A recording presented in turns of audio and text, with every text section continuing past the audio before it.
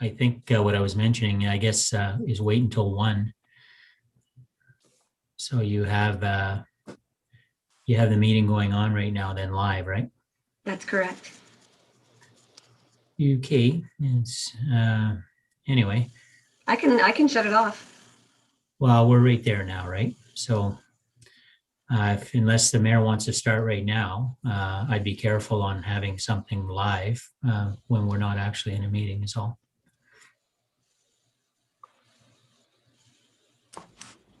We can ask for a volunteer for a mover and a seconder for the resolution.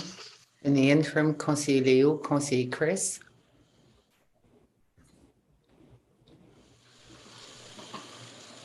Sorry, my clock has 1:01, and that's why I turned it on. Perfect. Okay, so we might as well start. So welcome again to our second budget meeting and the deuxième réunion budgétaire pertaining to the resolution.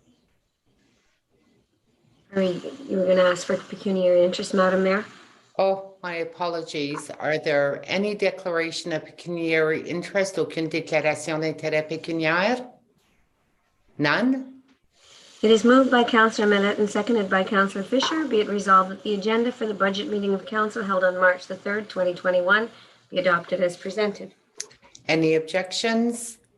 None? Carried, adoptee. So based on our first meeting that took place on the 1st, we went through the summary of all categories, the revenues and expenses. We went pertaining to the operating budget by department. We covered mayor, council, corporate services, bylaw enforcement, COVID-19. And then we were provided also the 2021 capital budget workbook. So if we proceed with that, then we would be moving forward with public works. So Are there maybe if you want to make sure that we're so what we're doing right now, we're doing the boards and committees. Is that what you indicated? We had started the operational departments, so I was making the assumption that the next one, according to our workbook, was public works. Right, and that's why if you just leave it with me, what's going to be happening actually is Elisa is going to be providing some reports that were requested on Monday. And then at that point, if you looked at the memo I sent originally, we're going to get the Elisa stuff, the boards and committees after. And then after that, there'll be public works. Then after that, community services. And after that, so I foresee public works being after the break this afternoon. And I would pass it on if I were you to Elisa to finish up what we intended. Okay, no problem. So I'll pass it on to Alyssa, and if we can proceed from there. Thank you. Thanks. And I'm going to go back to, as Jay said, just a couple of things that were had come up as questions, and just to walk through them a little bit. I will send you these PDFs afterwards. I'm going to put them up on the screen, and we'll talk about grants received and how they're allocated and where they all fit together. And just kind of a shortcut on those reserves that have not been used, that are sitting there, that are sort of up for some council discussion.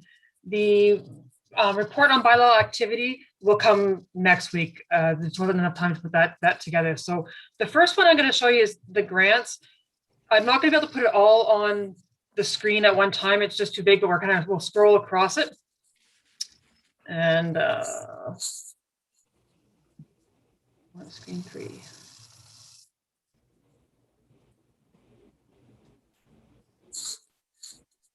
Okay.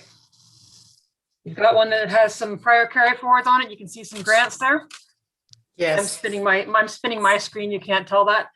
So like I said, and everyone can see it okay, or do you need it bigger? I can see well. We're okay? Okay. So I put a column first of some of these ones that are carrying forward. They had some balances carrying forward from prior periods. And so these are like, we call them deferred revenue, but these are the grants that we may have received in a prior year, but we didn't use them. So we only recognize the revenue in the year that we actually use the grant. So there was that little bit of the cannabis coming forward. There's that money that we got in 2019. And then we always had a bit of gas tax and OCIF funding carrying forward. OCIF over the last several years has come in two parts. We have a guaranteed part that is a formula-based like gas tax that they allocate. We have had a couple application-based OCIF projects in the past. What was left is just the allocation-based, the fixed formula cost coming through. So in 2020, these are the grants that we were approved for. And that includes obviously our big one being the OMPF. The summer students, because they funded 100% of summer students. The next three are policing ones. Now the policing cycle, court security runs normally, ride and community policing. We were approved for this amount in 2020, but their fiscal period always runs different from ours. And so again, it gets recognized at different times depending on how their fiscal period runs. Connecting link for our bridge, the intake 1, that was the funding that we were given to do our operational review. The safe restart, that's the first chunk of money they gave us for COVID. These ones down here, this is this is the money we usually have for doing fireworks and stuff on Canada Day. So it's the amount we get sort of that Lynn applies for every year. We get that Canadian Heritage Funds every year. It didn't get used this year because of COVID. The vice versa is actually something that the museum put together for some specific work to do with the schools. And so it was a combination effort between the museum and the school, and then the gas tax and OCIF again. Now, we didn't necessarily receive all that money because some of them, like the Connecting Link, are sort of claims-based, as opposed to ones where they just give it to you right up front. Some of them, they only give us a portion of, and the rest will come later, depending on, again, it's claims-based. So we may have been approved for 125. It doesn't mean we'll necessarily get the full 125 because it does depend on what our costs are, which is why I've given the second column of received. And so then this is how it was kind of used over the course of the year. Corporate services with the OMPF. This line here, this is where so the 959 of that COVID funding, 168 went to corporate services, 272 to community services, 198 went to the COVID center, and there's $320,000 that's carrying over in 2021. In 2021, that's allocated simply between the amounts to run all the COVID costs. You saw that on the COVID budget, and the remainder is sitting in community services. It doesn't necessarily reflect the income that we are actually still going to be down in 2021, but it was just, that was what was left of the funding to distribute. And so those were how the other funds went across. These top ones are all really kind of just operating kind of ones that we expect to use up every year. They kind of roll through. There was a little bit of IPM money that still came across. You can see this is one here is our Connecting Link. So we actually didn't need to use the full 113 that they allocated us. And then we've got these ones that are just, the balances didn't get completely used. And so these balances carry forward into 2021 or future periods. So, these ones that are connected to the museum, not the 250, sorry, the 250 was the fireworks, but the 23 and the 10 are connected to museum operations. But this one is specifically to school programming that was a partnership set up. And this is some COVID type funds for museum. And then, gas tax and OCIF carrying forward into our, they're typically used in both public works and water and sewer. These will be a little differently from what is actually there, because each of these two accounts actually accrues a little bit of interest. So there's a couple $100 of interest that gets added onto this amount to carry over into 2021. And that's what we have for grants. Okay, thank you. Pertaining to the gas tax, Alyssa, we have a carryover. Did we get confirmation that we're going to be getting gas tax for 2021? Yes, we did. Yes, We did? Yeah. we did. Yes. Yeah. Okay, so we're gonna basically have double the amount in gas tax to be able to expend for 2021? Yeah, so both gas tax and OCIF were confirmed amounts for 2021. Gas tax is a little bit higher, and OCIF was the exact same into 2021. Yes. Okay, and did we had received notification that the last grant that was awarded to us for in the range of 263, and we council decided that we would spend it on HVAC. We just needed to submit the project on how we would be expending those funds. Is that also included in the worksheet? No, we're still actually waiting because that stuff was submitted, and what we expected is that in March they expected to have, so the province approves it, they send the project up to the feds, and the feds have to approve it, and we were expecting to hear in March. Was sort of the timeline they given us, but we have not heard yet. Okay. So I'm just going to find out if there's any questions from other members of council. Chris has one. Is it possible to just, okay, go ahead, Councillor Chris. Sorry, stop sharing it. So I'm just wondering, given the fact that we've gone through another period of lockdown and, COVID is still in our midst, are we expecting, or do you foresee, is it possible that we will see another round of relief funding due to the lockdowns and COVID, et cetera? I don't know how to answer that, Councillor Fisher. So in December, they did announce sort of a wee little bit again. So we got an extra 80,000 in January to go towards 2021. They had designated a lot of money towards transit. But I think that was, decisions that they made in October, November last year before we got into where we are again now. I certainly haven't heard anything, but I suppose that probably depends exactly how long this goes on. Right.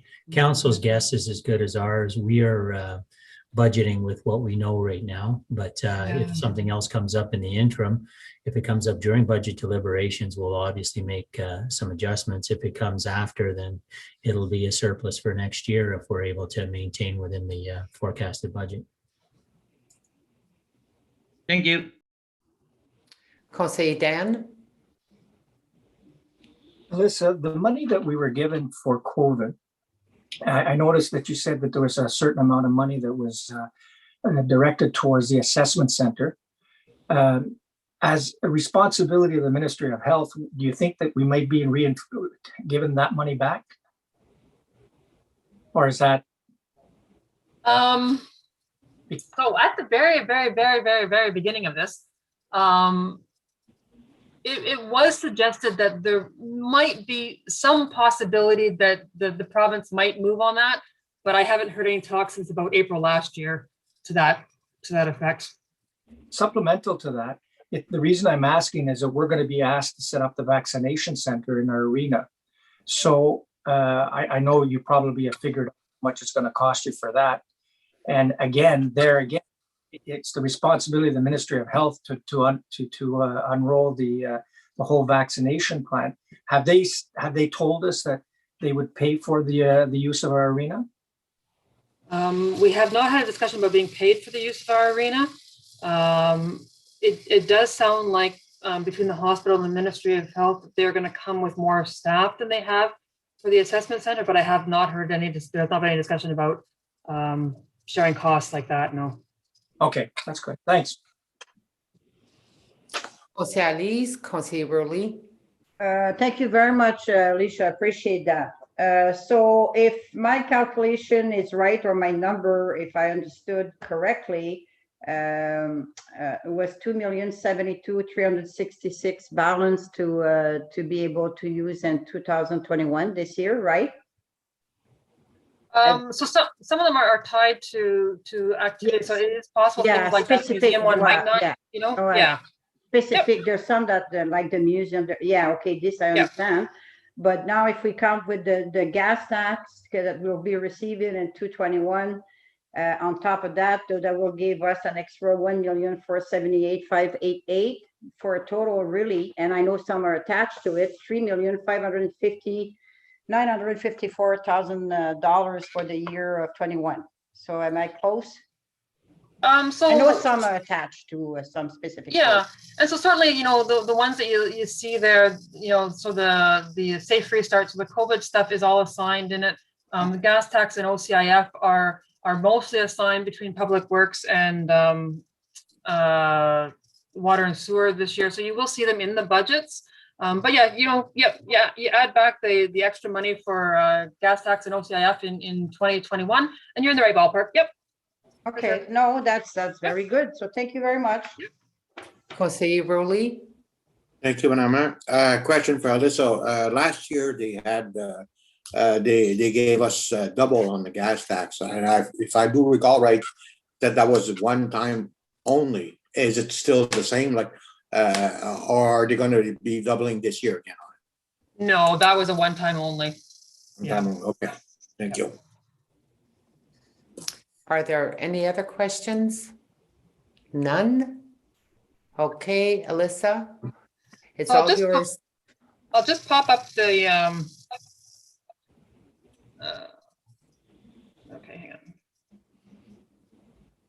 So these are some of those reserves. These are included in the whole list of other reserves that you had, and so these are ones that have not had a lot of movement in recent years, or have had no movement in recent years. That council can make some decisions on. So Evansville Playground, and I was actually the prior council.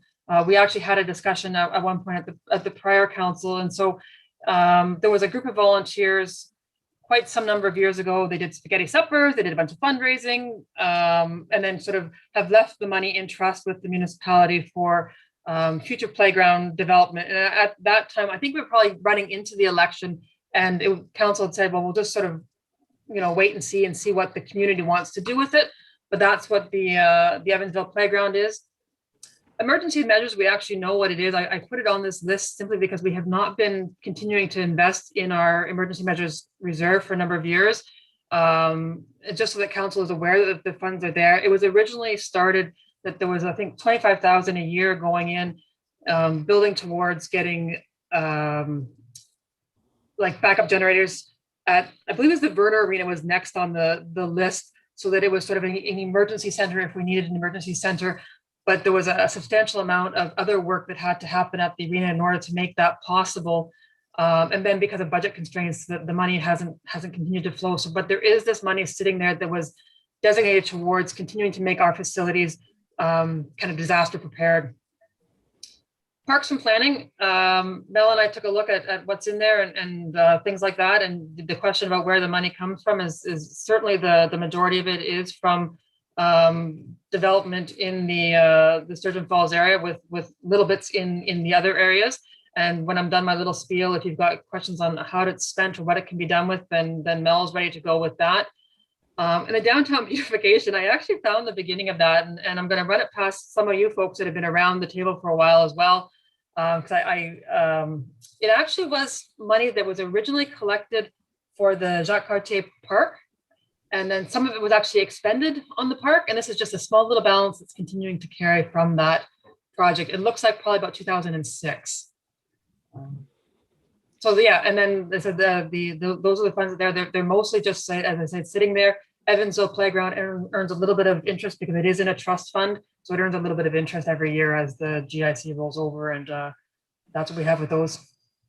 Do you have a date since when that trust fund has been put in trust with the municipality for the Evansville Playground? Approximately. Let me see if I get it fast for you here.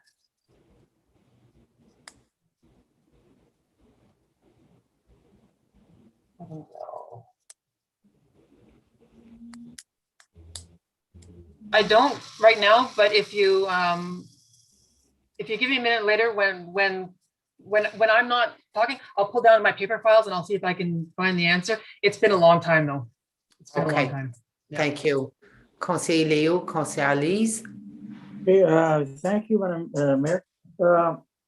I know we were talking at one time about buying a generator or maybe at the arena for disaster planning. Is that still in the works? Like I know there's $70,000 for emergency that has been used, but I don't know how much the cost was. I think staff had the figures at one time. Yeah, Steph, do you want to? Yeah, we had gotten pricing. We had gotten our consultant to look at what would be required. And at that time, it was the number was quite high. We'd have to do the math again with today's price, but council had decided to not proceed with that project at that time. So it hasn't been within our capital plan over the last couple of years. Okay, because I mean, that 70,000 should stay there and maybe put it like in the reserve for a purpose. And that would be if we put a little bit of money every year, and then maybe at one time buy one, because you never know what can happen. Thank you. Conseiller Alice, Conseiller Chris. Again, thank you very much, Mel. And as far as that, I asked for that to know why, because maybe I don't want to bring it today, but there's possibility definitely for some of the money for other things. So I don't want to share it today because it would be part of community services. Might be able to use that money sitting down and to use it to be in a very productive way. So thank you. And Alicia will get the copy you mentioned at the beginning. I will email them to you for sure. Yeah. Okay, thank you, Alicia. Appreciate. Thanks. Councillor Chris. So I just want to say I find the emergency measures reserve interesting. I'm just wondering if we want to, I don't know, kick that into a council meeting and maybe get a bit of updated numbers and then maybe decide on a direction, because we are. It's not like we're not prone to the odd natural disaster, and it is nice to know that we've got places set up and that we're ready for any eventuality, and perhaps it bears a big discussion not during budget. Thank you. Thank you, Councillor Chris. Great point. Conseiller Yvon. Thank you, Madame Mairesse. Just going back to what Leo mentioned here with respect to generators, were you were you talking about one specific area, Leo, about generators, or I know we have two. Well, the biggest place would be the arena for now. We do have two there now that are set up natural gas, right, Steph? If I can relay that to Steph. Yeah, we do have backup generators at the Sturgeon Falls Arena. That's correct. That also services, I believe, the kitchen at the Marcel Noël Hall. But I think at the time we were looking at putting a backup generator for the Burner Arena. Okay. So that's okay. Yeah, that's right. Yeah. Because we do have, there's also a backup generator, I believe, at the Living CCL. So that's also an area that we could direct people if we and we almost did actually during the flood, use the CCL, but we felt that at the time that the Burner Arena would be a good area to put a generator in case we would need that facility as well. Okay. And I would support that. Excuse me, Madam Mayor. I would support that, Steph. I think it's an area that would need a generator, and it's centralized, and I think it'd be a good area to put one in. Thank you, Madam Mairesse. And the suggestion was that, at the budget meeting, at a council meeting, that we have the discussion of the emergency management and having a little bit more detail pertaining to emergency centers and what's required to make sure that we have a proper plan in place in the event of an emergency. Okay. Are there any additional questions pertaining to the information provided by Alyssa? None? Okay, so I'll pass it back to you, Alyssa. Okay, so then we'll go to the budget again, and we'll have you flip to page boards 42. 42. Committee.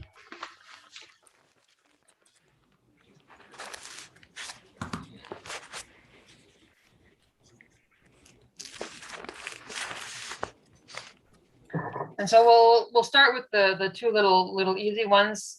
Both emergency measures and Heritage Committee both carry sort of small balances from year to year. Emergency measures just carries a little bit to cover any materials or supplies that might need to come up, training if necessary for our particularly for our emergency officer and alternate. Or emergency training that we have to set up. Heritage Committee, again, just carries a little bit for materials and supplies. There was a plan to do a plaque and some stuff honoring to the West Nipissing Police Service last year. And so that's sort of just carrying forward into 2021. Any questions? Yes, I do have a question. Ali?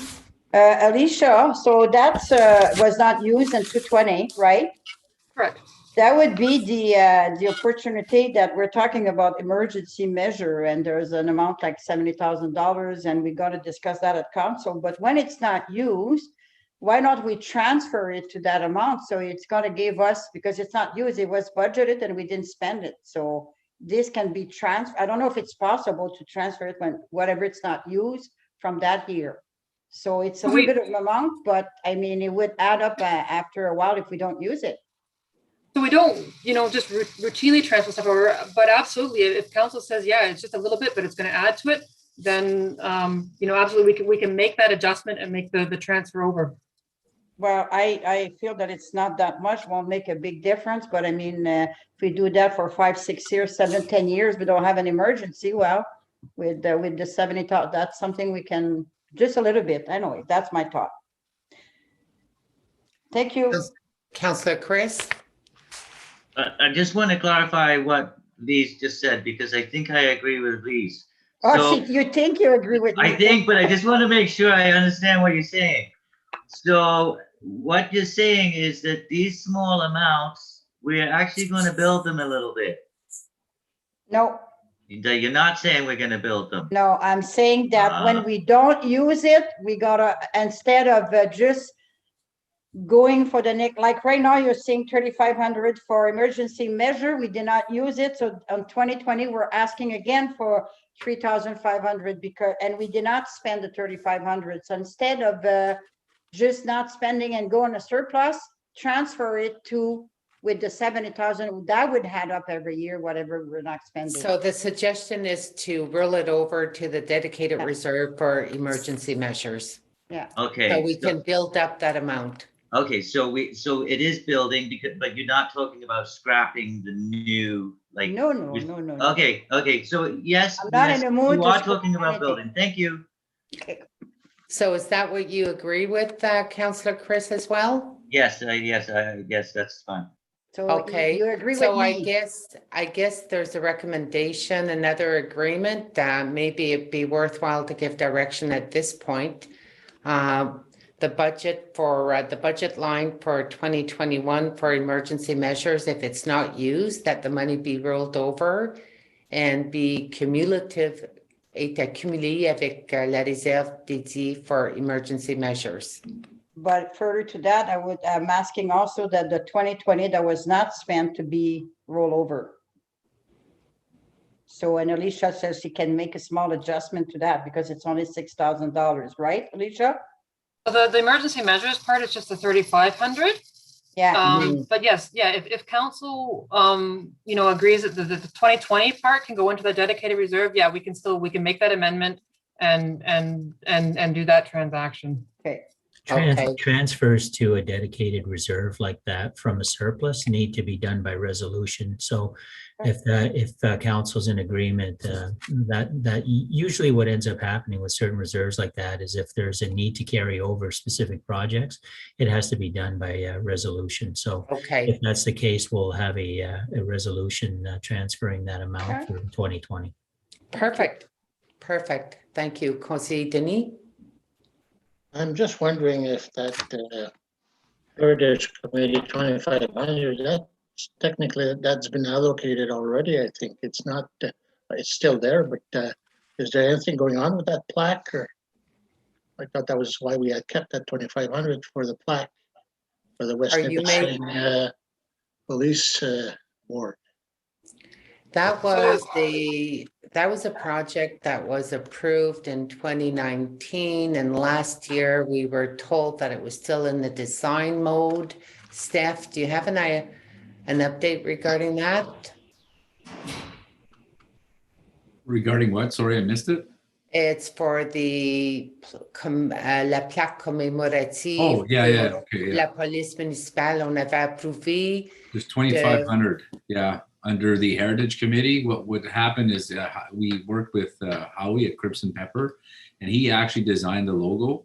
And we just never moved forward in getting the plaque actually made in 2020. So that's why I think that amount is still there. It's still something we need to get done. It just didn't get done last year. Okay, but we had approved to get that plaque done in 2019. Yeah. And that there was an official announcement also that was done when there was the transition that took place. So can we have a hard commitment that the plaque is going to be done this year? Yeah, for sure. That's our intent. It's just last year with supplies and getting contractors and material and whatnot, we just never moved on it with everything that was happening. But we can certainly commit to having that done. And I believe council had agreed to have that plaque erected here at the lobby at the in the town hall as you come in. So that Yeah, well, I'm not too sure of the location as far as commitment, but we had agreed in 2019 to have a plaque done, and from there with the local group that organized the community recognition for the years of service. Maybe we can consult with that committee to see if there was any ideas or any suggestions of where that plaque should go. But as long as we have a commitment that we'll have the plaque done this year so we can move on with that and get that project completed. Thank you, Conseil Denis, for bringing that up. Well, my point was that we can't take it from, not to transfer it from the Heritage Committee. That was my point.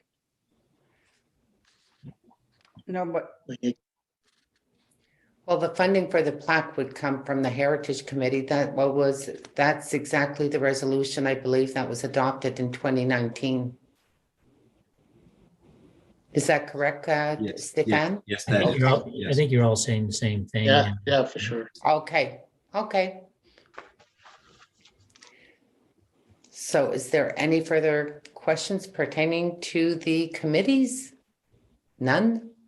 Alyssa, I'll let you proceed. Right, so we're just gonna flip to boards. So the police board is just the board portion. We'll get to the police portion in another page there. So this was the board's submission. A little bit of change just in the, kind of, decreasing some of the legal and things now that, they've had a year running as just the board and sort of see what's happening. So small changes with the police services board there. Again, some small changes with the library and what their request to the municipality is. And the same with cemetery, just a slight change. The cemetery has just refined its revenue projections a little bit based on the last couple of years. We've projected some fairly, I'm not gonna say aggressive, but some big numbers as far as niche sales. But once the columbariums went in and the initial first, we've got all these new columbariums, I think what we're down to is now kind of that sustainable year over year sales that we'll expect to see in far as the columbariums. The rest of the cemetery's budget stayed reasonably similar. And that's what we have just on the boards level. Like I said, the police itself, we'll talk about it in a minute, but that's just the boards. Any questions?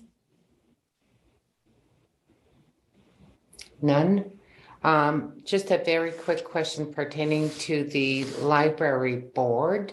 That's basically the only board that we do not have an elected official sitting on the board. Is it correct to assume that we'll be receiving a presentation from the chief librarian pertaining to their budget and their forecast for 2021? Because I know historically the chief librarian would make a presentation, or if there were any questions to the budget presented, the elected official would, sitting on that board in the past, would be in the capability of providing answers to any queries. So are we going to be receiving a presentation? So the chief librarian has sent me sort of what their budget document is. I suppose council could request the chief librarian to come and do a presentation. I know that in the past, sometimes they have, sometimes they have not. I suppose it depends if there's any questions from council, or whether you want me just to get questions back to them the same way we might do with animal control or something like that. Well, my recommendation, extenuating circumstances, comme je mentionne, il n'y a personne, aucun membre du conseil qui est sur le conseil d'administration de la bibliothèque. Donc, ce serait bon d'avoir un préambule, un aperçu de leur budget, ou soit une présentation, un des deux. Conseiller Alice? Jay, you want to say something before? No, just along the same lines of governance. If the majority of council feels the need, then we'll ask it. If it's not the majority of council, then we will continue on. Conseiller Alice? Well, I'm going to comment on that, but I will, in the past, I know we had it every year, long time ago, and last year we had it, and now I don't think we have one with the new director yet, so that would be a chance for us to meet with her, and I don't see why council should vote on that. I mean, it's part of, there's almost $500,000, so I think we should have a chance to hear about that. And while I'm on the subject, is the museum somewhere, because or is it within the community services? It's part of community Okay, services. It has been so- for a few whiles, but Okay, so I really don't see why we have to vote to have one of our, because that's the taxpayer well, money, because right? some of you may need it and some of you may not need it, and I I'd know, like to but- work for council as a whole, not 2 or 3 of them. So if council wants to have a presentation from the library, no problem. If they don't, then that's okay too. Like I say, it doesn't have to be a presentation, but an overview of the budget information that has been submitted. And the recommendation is based on extenuating circumstances. We don't have anyone from council sitting on that board at this time. Sure, so just ask your colleagues whether they want to have it. Conseiller Yvon? Thank you, Madam Edis. I guess I just want to point out that we're dealing with a substantial amount here, and it's not so much whether council wants it. I think it's so much to educate the people and show them what is happening with respect to a budget with regards to the library. I think it is only fair that the people that are looking at our broadcast right now have a chance to look as to what's happening with the budget with the library, and it's just an educational time to show them what's happening and again present to the new person that is in charge Sure. to us. So if you have 3 right now, they're all logical points. If you have 2 more that agree, then go ahead. That's all I'm saying. No, and Conseiller Alice? well, and Conseiller on top Chris? of that, putting it to a vote, I don't think it's, it's identifying, like, if the person that's gonna vote no, they don't want it, so we have no interest in the library, so No, I don't. when Well, we're sharing a Jay, meeting, it's something we used to have, Jay, Please. before. It was never when we're sharing a questioned. meeting, all you have to do is basically say, I think that's a good idea. Do I have agreement? Yeah, if there's no agreement, fine. That's what I'm saying. Okay. I know you don't like it, but the We're- fact of we're the all on matter the is same I don't want to be page. steered We're- on. When did we vote before to have a board presentation? It was part of it, so that's it. No, It's no. okay, Okay. we'll vote. Good. Councillor was- Chris? So I agree. I'd like to see, I think it's a good idea. I don't necessarily want to tie passing the budget to get the presentation for the library, but certainly let's have one. Fine. Conseiller Denis? It's a budget issue. Let's listen and, like Good. you were saying, let's educate the public. That's right. So we have 5, so it's done. There you go. That's all. We Okay. Thanks. just Yeah, don't need to go through this bullshit. No, just to rectify Excuse me? everything here, Excuse me? Madam Mayor, if I don't mind, Okay, I'd like just to. Whoa. I'd like just to a- clarify- whoa, whoa, I'd like to whoa, clarify just a- things. Just a second here, Whoa. please. I'm getting lost here. So one person at a time, And I think the comment has been stated that, you know what, we'll get the information Right. and. Can I get a retraction from somebody who's talking about governance and bullshit though? So the comment made by Councillor Senecal is offensive to me. I will retract my bullshit comment. That was not appropriate. Thank you. So you retire, okay. I have I a thought hard it was time me. hearing today. My apologies, I may be tired. So you retracted the comment, Conseiller Denis? Yes. Yes? Okay, The thank you. bullshit part, yes. I respect Okay, thank you. Now, Conseiller Yvon? Quite frankly, Madam Mayor, when it comes to a budget, with all the budget within the community, I think items should not have a vote to bring it back, bring it to us in order to educate ourselves and get a pinpoint accuracy as to what's happening. I don't think we should have to vote, especially on boards or anything whatsoever. It's part of the budget and it should be presented as such. It has been in the past for as long as I've been a councillor, and it should continue. I don't think we should have to vote on issues such as that. Thank you very much. That's my point of view. Conseiller Burley?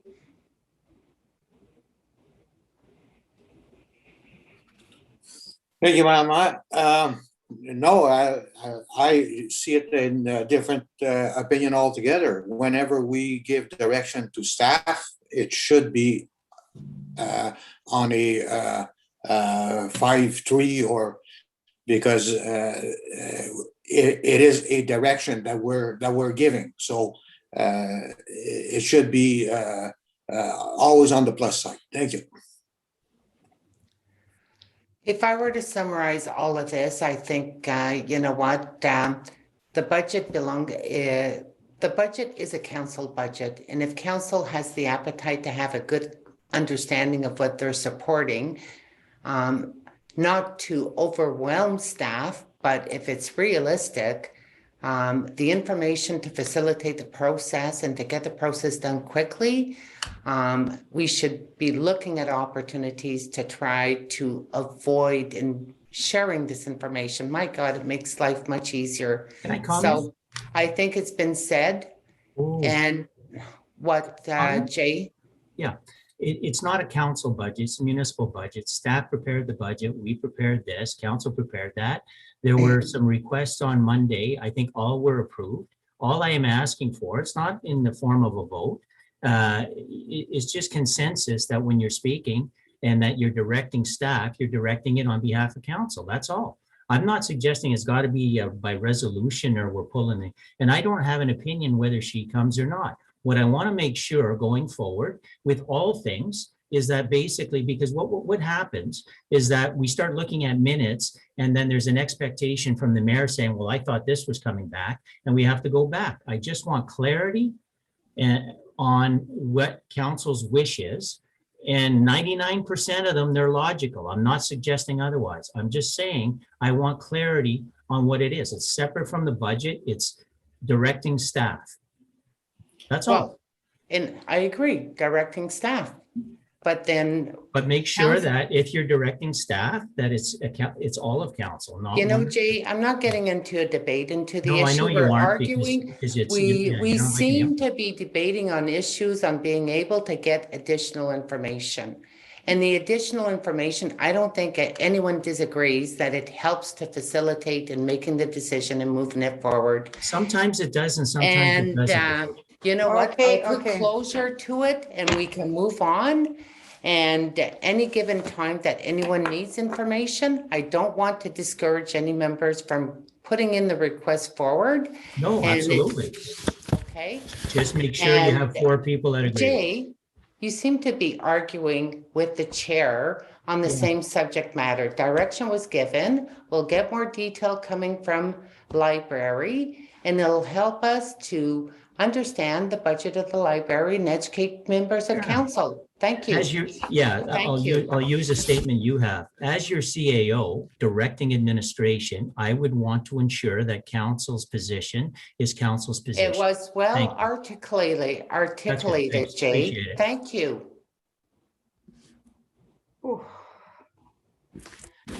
And this is Going why we back. should not have Okay, 3 meetings in a row. Before we leave this page, It's okay. We've wrapped up with that. Now we move back on to, we roll it No, over to Alyssa again to move on. No, I think Councillor Fisher's had his hand up for the last 5 minutes. Jose Dan, I just saw it right now. Councillor Chris. okay, so I'm sorry, I just want a quick look at the cemetery line item, because I don't know a lot about cemeteries, and I just want to understand it. So I see that our actuals were very low, and this year, like 15, so there's quite a variance there. Obviously, that's going to be something to do with COVID, but could somebody give me an explanation and just give me a really quick overview, because I've never had anything to do with cemeteries. Just give me a really quick overview of sort of what that money is for. I'll pass it on to Melanie, who basically probably would be able to address that with cemetery. And I am going to, Pass it to Alyssa. I missed the first little part of the question, Yeah. Councillor Fisher. Can you repeat it? So the variance, so this year the actual is 15 and the budget was 40. So I just wonder, I'm assuming that's going to be COVID related. And I just, because I've never sat in a cemetery. I know nothing about cemetery. So I just want the sort of 40,000 foot view of what that money is for. Like, is it for cutting the grass? Is it for, I don't know. So just if you could just tell me. Thank you, Councillor Fisher, for repeating it, and I apologize. Yes, it's stuff that we had put in the budget on prior years. One thing we were looking at was getting another small columbarium for the Laving Cemetery. There was some fencing work that needed to be done at the Field Cemetery, and we had put some money aside for these kind of projects. But because of COVID, they didn't materialize. So this year, we're hoping to be able to move forward with those projects. Perfect. Thank you. Any further questions? None? Okay, I'll pass it back to Alyssa. All right, so I think we're just going to flip the page here and take a look at policing itself.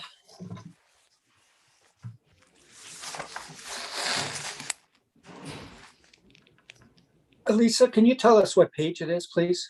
44. Thank you. So we are still obviously in the transition phase, and I know we had some discussion on Monday about the facility, where we are with the facility, things like that, and we talked about bringing a report on, regular reports on facility construction and to budget and all that kind of stuff to council. So we still will do that. This is just looking at what's going on in 2021, and it still is really based on our transition plan that we put into place in 2019 and are just carrying forward. But you just start to see some weird things kind of looking at this year, as the budget's going to slowly start to look more like our other department budgets as we get into the permanent facility and get things kind of settled down and things like that, even though we're still going to be in our transition period. So the grants are the court security, community safety and policing, and RIDE that are the grant portion. The RIDE gets approved sort of from year to year. The community safety policing runs for another year, and then court security right now is continuing, and it varies every year depending on the cost for the prior year. We, again, in our transition plan, had this contribution for reserve for several years from general reserve coming into the policing until we got to the point where we were at the calls for service billing model. And then they were going to start to pay back those amounts taken from reserve until we were sort of cleared and caught up with that. The salaries and wages and the benefits cost is actually not our policing, but this is considering the fact that, late summer, early fall, we'll have the new facility operational. We have maintenance staff that will be provided to that facility, as well as some of the benefits. You see benefits in 2020, that kind of rolls over because the municipality is still responsible for benefits on some of the retired police officers that retired, under their collective agreement where they qualified for benefits till 65. So that's rolled in there as well. But that's why you see salaries. It's not policing salaries. It's municipal staff that will be doing the maintenance of the building. Contractor line is just the OPP based on the estimate that they've provided to us. The court security that we received the revenue for above is included in that contractor line. So that's all part of there. The temporary site, a little bit of cost still left in temporary site and facility maintenance there as we roll between being a part year where we are now, part year going forward. The temporary site number there, the 19,000 includes everything. It's our utilities, the maintenance of the site, other things that we've gone into at the site. Got the right thing here to go down. Yeah, so then utilities, this is utilities and telecommunication at the new site, the 25,000 that you see in the current year. Some of that includes some of the getting like the hookups and all the rest that went on at the permanent site. So that number is a bit skewed, and that's certainly not just for the little facility we have over on John Street. And so then the financing costs. So again, we didn't have all the financing costs in 2020 because we actually had not taken any of those construction draws. So again, we'll start construction draws. We'll actually get this turned over into a full loan for part of the year. The 213 that you see in 2020 carries forward into 2021 as well. And that was the rolling up of all the exit costs for the policing. It didn't actually turn into actual financing in 2020 because, believe it or not, I was still going back and forth with Ontario Pension Board up until about late November as far as making sure we had all the pension stuff sorted out. So we will look at actually solidifying that into an actual loan. We had looked at a short-term loan in our transition plan as far as funding our transition costs. The good news is our transition costs were substantially lower in pensions than we had forecasted for the pension transition. When we finally got the numbers in 2020 was very, very reasonable, for a variety of reasons about how pension boards are performing versus OMERS was performing. So the good news is our OMERS is performing very well. So that the pension costs on transitioning our police officers was very minimal compared to what we had planned. So overall, just that sort of slight increase, and again, just working that transition plan as we roll through. But absolutely, those questions we had last time about where is the building, what does it look like, when is it going to be done, all that kind of stuff, we will bring to council at a future date so council can see what's going on with the facility.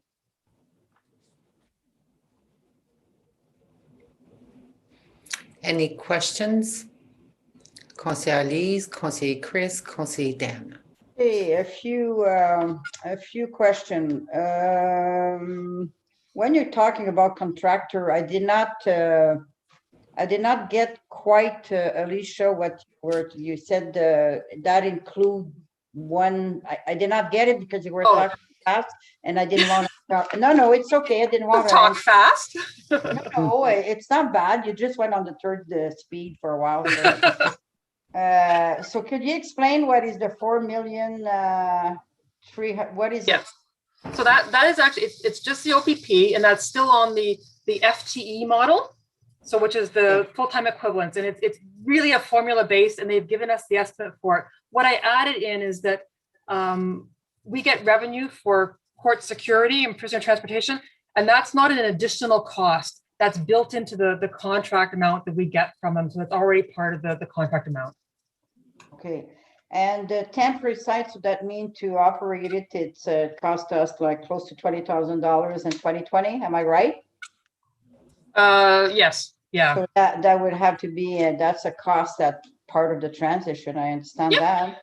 Yep. And so you mentioned about the pension plan. Can you tell us the amount? Like you said, it was quite lower. Like, is it all lower? Was it?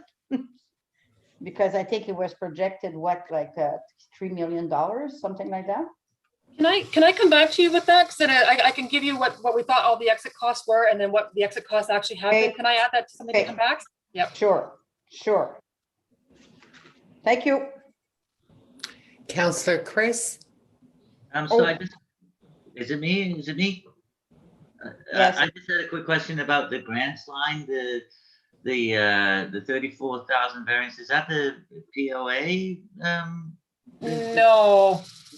So POA sits with general government. What happened in 2020 is that we reconciled our 2019 court security grant. So they given us, I forget what the number is, I think 90 some odd $1,000 for court security in 2019. We finished 2019, we reconciled with the reports, and we turned out to use a whole lot less for court security in 2019 than they had given us. So then they just asked for a portion of their money back. So that's why we look off in the grant revenue for 2020, because we paid back an overpayment from 2019.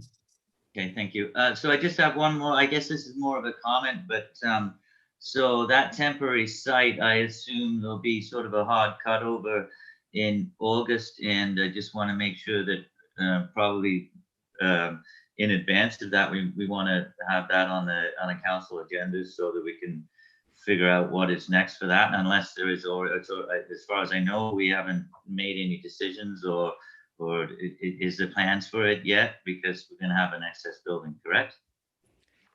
Well, I'm quite sure there's plans all around for it, but absolutely we'll bring it back to council before we do the cutover and have that discussion. Yes. Thank you. Just a point of clarification. Did you make reference to the month of August, Conseiller Chris? Yeah. So is it forecasted that August will be the transition from the temporary site to the permanent site?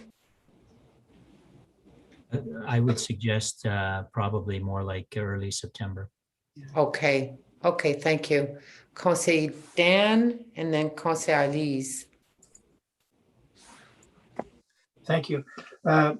Just what's the bottom line? What in fact of the contract we have with the OPP, what is the bottom line price? Is it the $4 million that you're talking Yes. about? Yep. Plus the court fees? Nope, the court fees are included in it. Okay, so that's good. Yep. Thank you.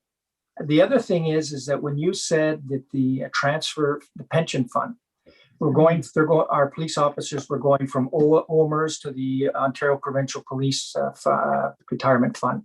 Yeah. What you're saying was that when we said we would transfer them over, we said that we would top up the balance. In other words, that we would, if their pension was worth more than our pension, that we would top it up.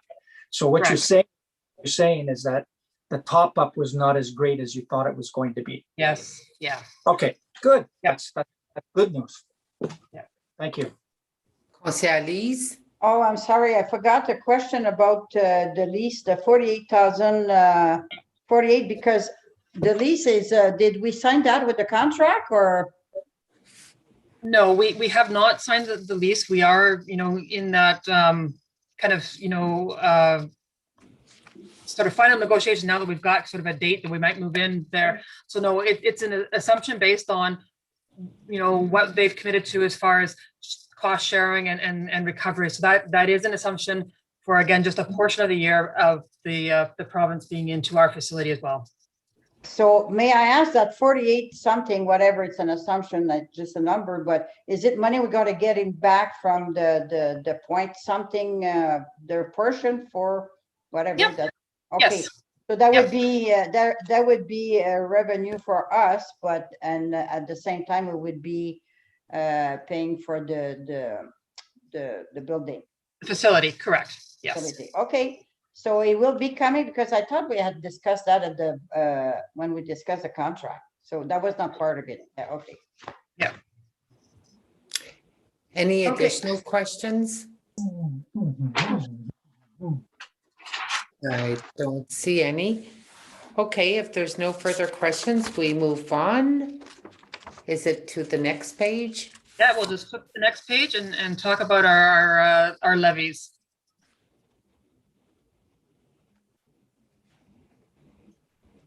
I'm just gonna find my note here. So though things look fairly stable for this year, there's certainly, well, I shouldn't say that because they're there. So all of these budgets have been finalized. So we've got sort of our firm amounts. I'm going to start with the one that looks good to start with the health unit. So the health unit received some transitional funding, and if you recall, sort of pre-COVID, the provincial government threatened all kinds of terrible things and started some stuff as far as rollbacks and decreasing how much funding was provided to both DSAP and the health unit. And then they kind of backtracked on some of their statements and have put some more money back into the programs. That said, when we received the budget for 2021 from the health unit, they did warn us that they were able to keep costs low because of this transitional funding they had received. And that's why you'll actually see that in 2020, it's below budget. Is because they made a very late year adjustment to what our levy was going to be and sort of passed along the savings to the municipal partners. However, they are warning us to be prepared in that the transitional funding they received might represent a 42% increase in the levy if the funding is not renewed in 2022. So the health unit looks fine now, but there are some concerns coming.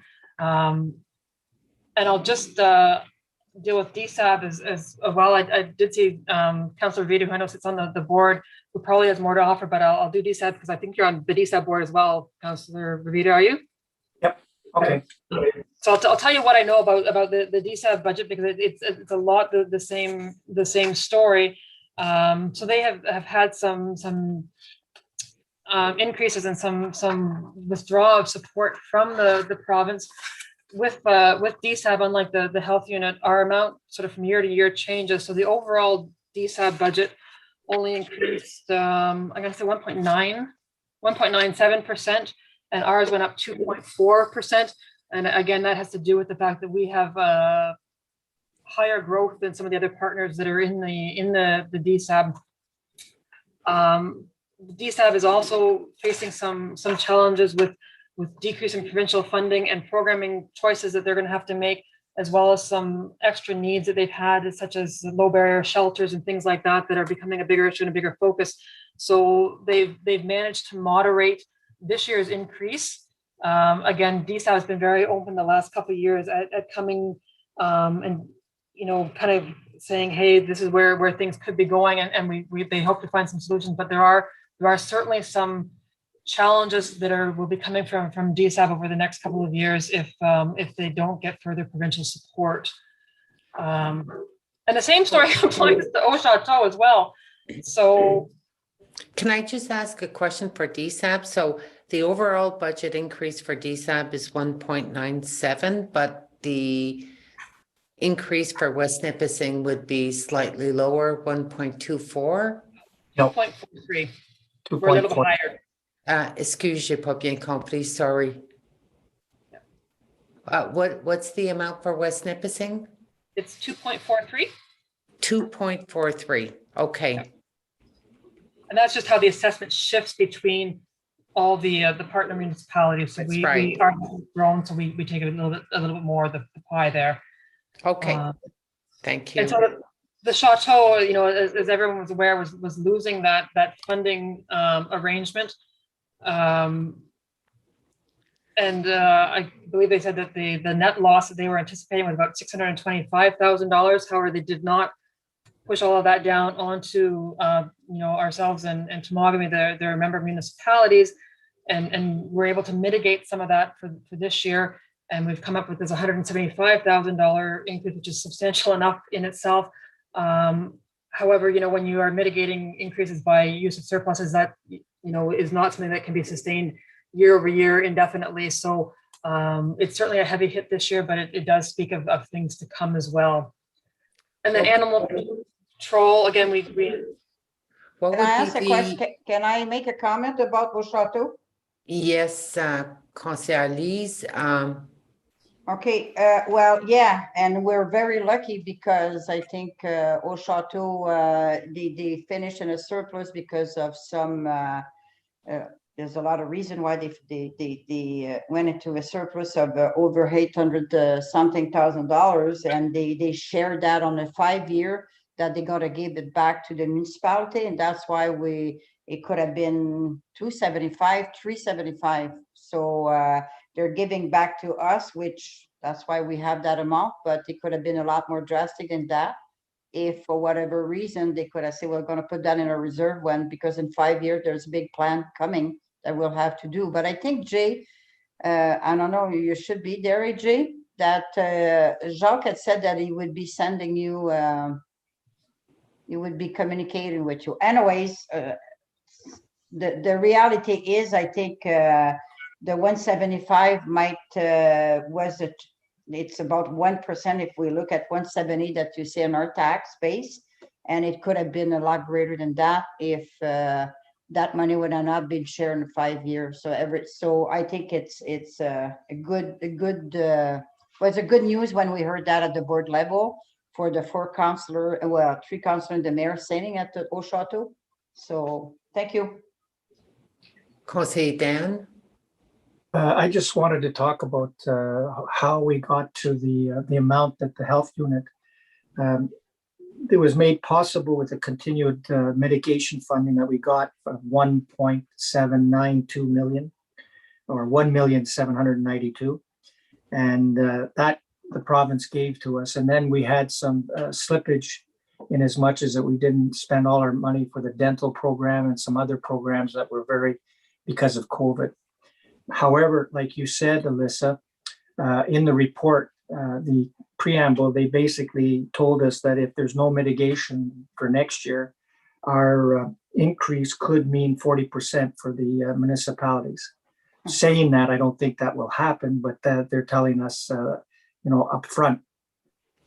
In regards to DSAB, you are right that we've got some extenuating circumstances coming our way within much as the shelter and the transitional housing that we're putting together.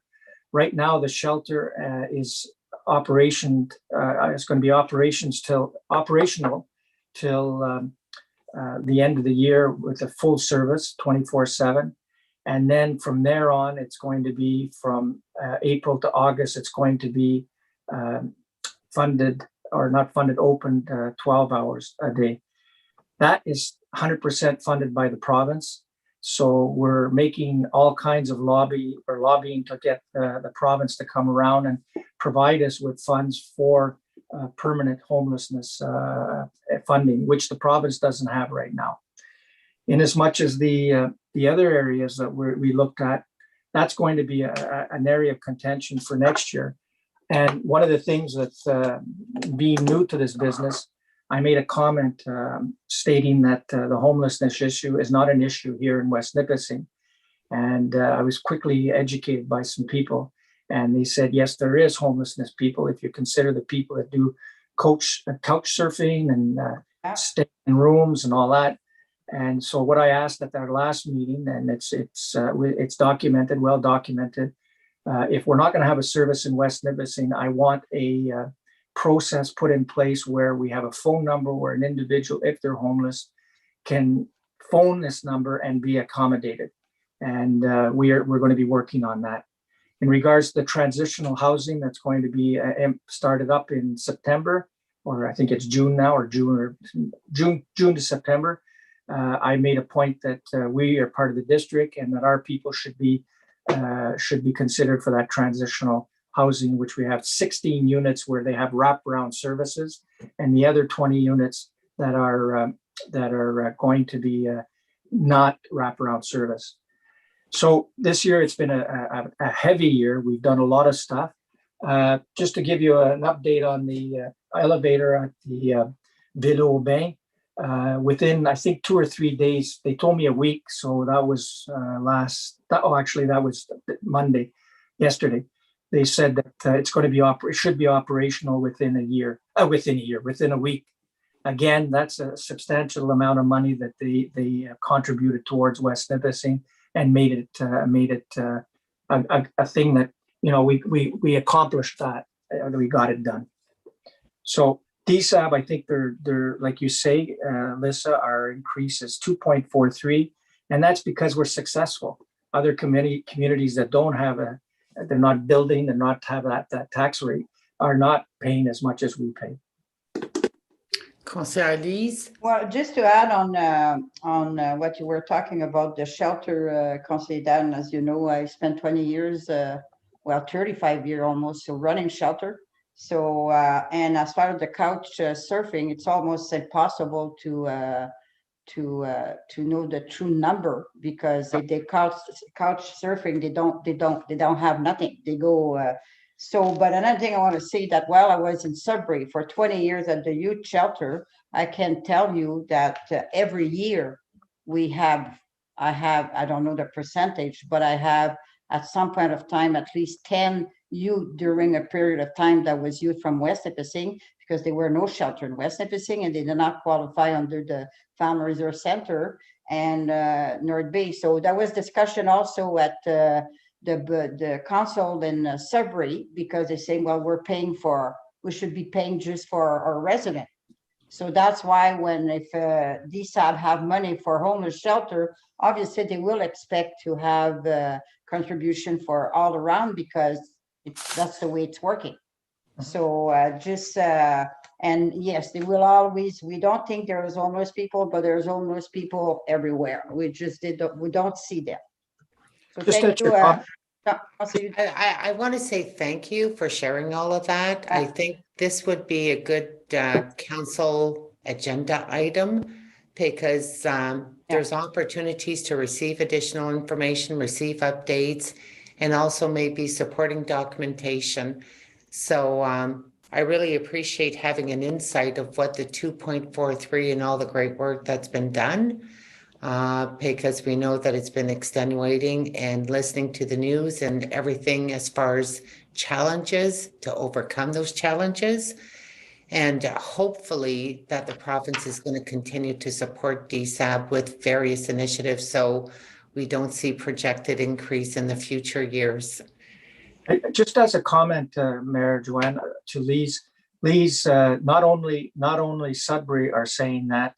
One of the councillor members from North Bay last meeting made a comment that he didn't want people from outside coming into to North Bay to go to the shelter, and I reminded him that we were a district. Yeah. So it's not going to happen. We can't. Okay. Well, thank you, and I think that would be a great subject. Great subject to have on a future council agenda. Alyssa, can I ask the question pertaining to Au Chateau? What does it represent as far as percentage?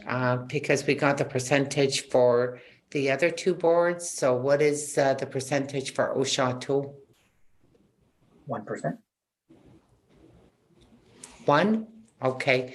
And one of the reasons why it's only 1% too is we finished paying the debt for the reno for the kitchen, for the dining room.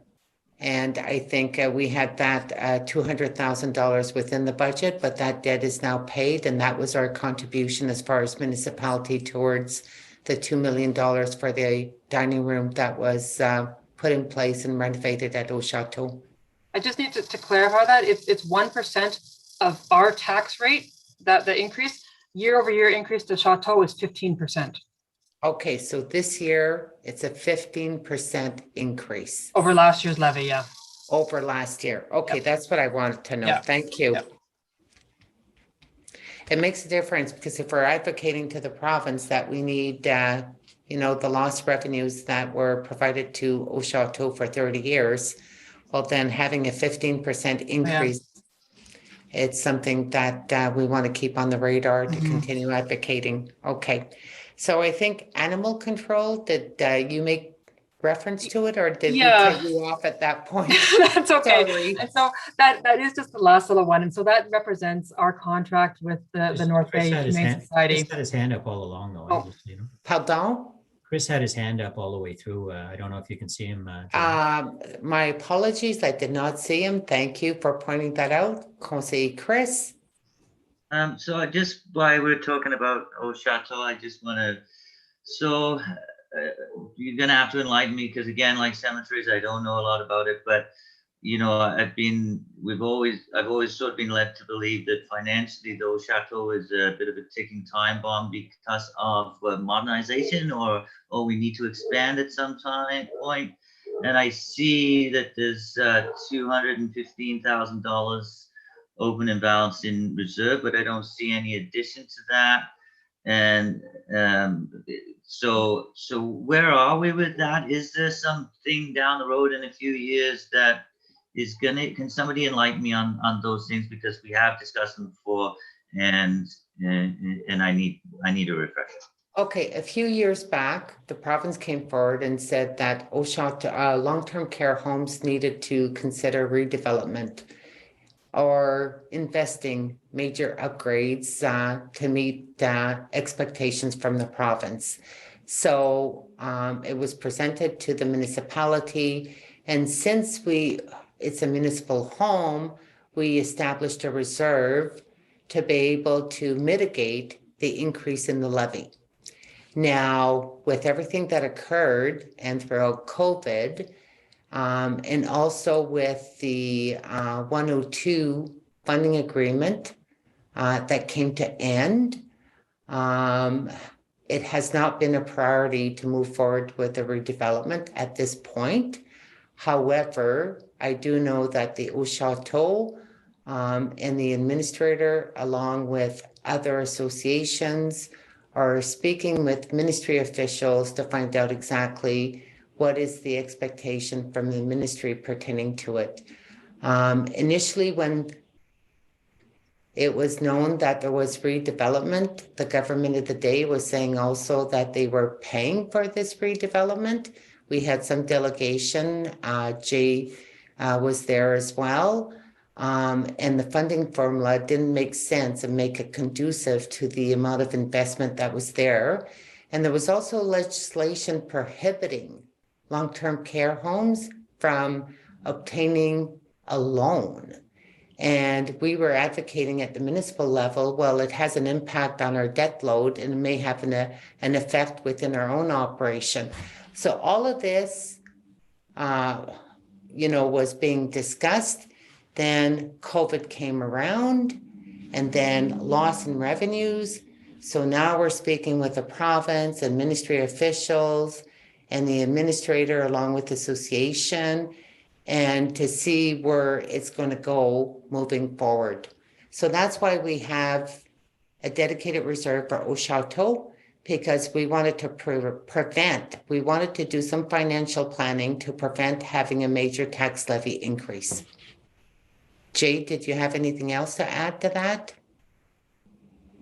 No, that's bang on. One of the issues that we've been doing is basically we've been playing a little fast and loose because this redevelopment, as the mayor was indicating, has got to be on our radar the last 6 or 7 years at least.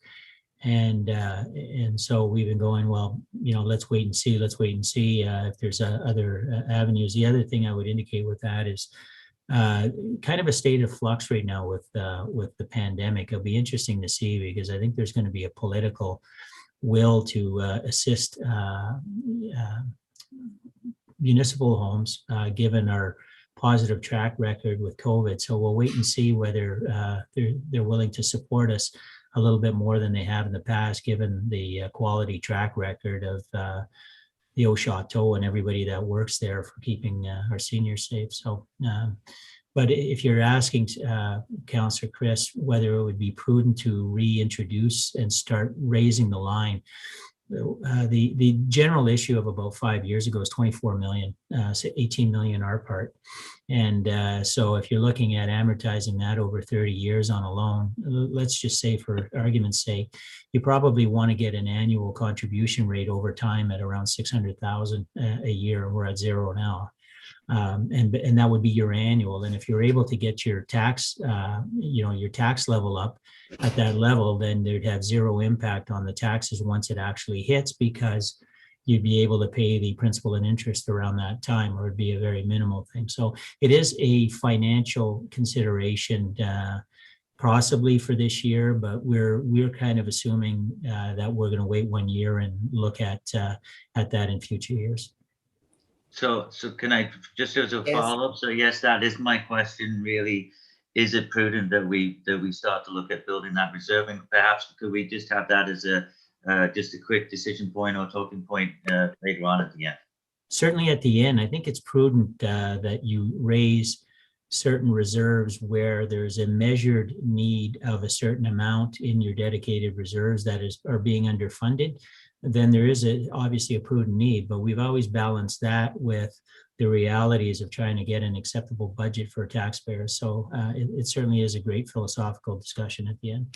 Thank you. And rest assured that when issues move forward and anything is reignited, that there's going to have to be information that's going to be shared along to, there's a good report between the Oshato administrator and the municipality, and that there's going to be exchange of information, so there could be proper planning in place. Conseil Alice? Well, I just want to add to Jay, and I think you're right, Jay, that we're going to see the government provide a little bit of more funding to municipal owned, because they're the one in the province that, yeah, they're the one in the province. If you look at all the majority of the COVID, the people that died, they were related to a for-profit long-term care facility. So I think with everything that happened, we're going to see a positive movement towards helping the municipal owned facility. So yeah, thank you. Are we getting a break soon? We're going to wrap up with animal control before we do go for a break. Alyssa? And I can talk really fast if you want to get through it. Well, we won't be talking about it because it's a contract. We cannot change anything. We discussed it tonight. So, and the only thing to add to that, it is a contract. It is that is the set amount. The only thing to point out again, and I think that council is aware, this is the final year of that contract. And we certainly will be looking at an RFP in the very near future, so that we can evaluate contractors for future years and see if we're getting the best bang for the buck and what's available out there. So certainly expect to see an RFP for animal control services. yeah. Okay. I do know there's just so much concerns and so many questions, about what they do, what they don't do. And we're having a lot of our intervention with our own bylaw enforcement officers. And you know what? I just find it frustrating for residents when they do have a complaint. They're calling every emergency numbers that do exist to try to get assistance. And I think we need to find out what they're doing with the $100,000 that we're providing to them. Yeah, and certainly I'd had a discussion with the director a little while ago over a couple specific files. And at that time, I know that Janice was in touch with him as far as setting up a time for him to come and do a presentation. He says he's got everything set to go, and I mean, he's quite a positive fellow there. But yeah, so I don't know if Mel knows, but certainly we had some conversation about getting him onto an agenda so that he could come and do a presentation. Perfect. So does that wrap up this portion? I think that wraps up me. Okay.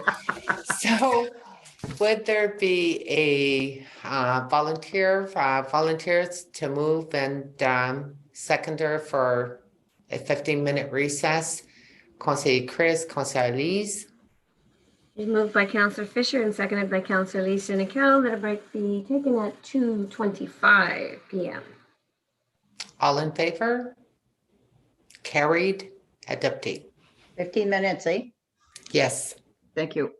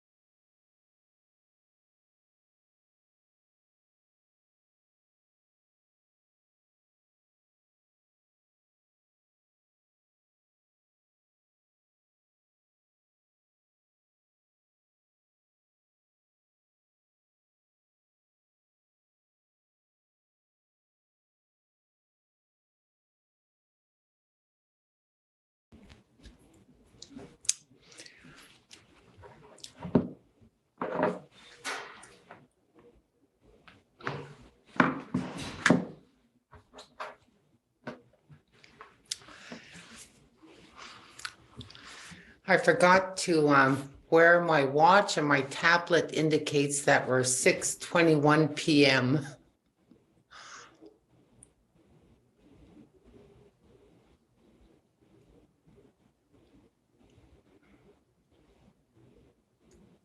Then I guess we should adjourn.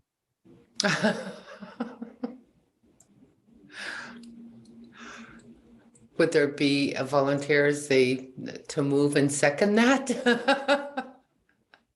Okay, Koseivo, both hands. No, Sean's been rehearsing for the last, I don't know, 42 years. So